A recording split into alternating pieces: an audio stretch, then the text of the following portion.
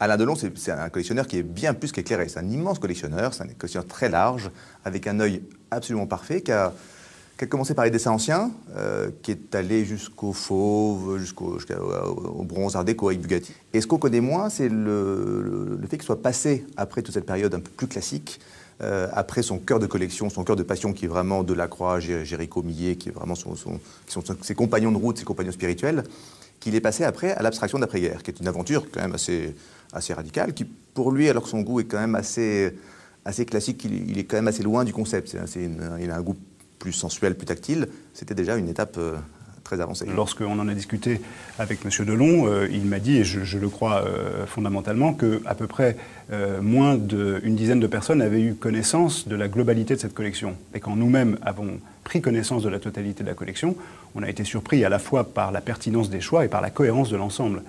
Je crois qu'on peut dire que pour la plupart de ces œuvres, la qualité fait qu'on ne peut pas se poser de questions sur la pertinence de ce qu'on a appelé l'œil Delon.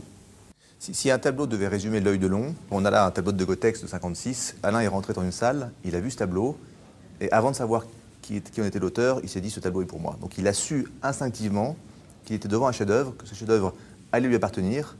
Et c'est là le révélateur de la qualité de l'œil Delon, qui est vraiment un œil absolu, comme certains ont une oreille absolue, lui a une sorte d'œil absolu. Il a aussi les chefs-d'œuvre d'artistes moins connus, pour lesquels on a a priori moins de références. Et c'est vraiment ça le côté à la fois extraordinaire de l'œil et en même temps extrêmement instinctif d'Alain Delon collectionneur. La vente comprend des œuvres de Nicolas de Staël, des œuvres de Riopel, de Schneider, de Soulages, de Hartung. Et puis il y a une partie importante de cette vente consacrée aux artistes Cobra. Cobra est un acronyme qui signifie Copenhague, Bruxelles, Amsterdam, mais ils sont venus s'installer à Paris et ont travaillé ensemble entre 48 et 51, avec leur imagerie, avec leur naïveté.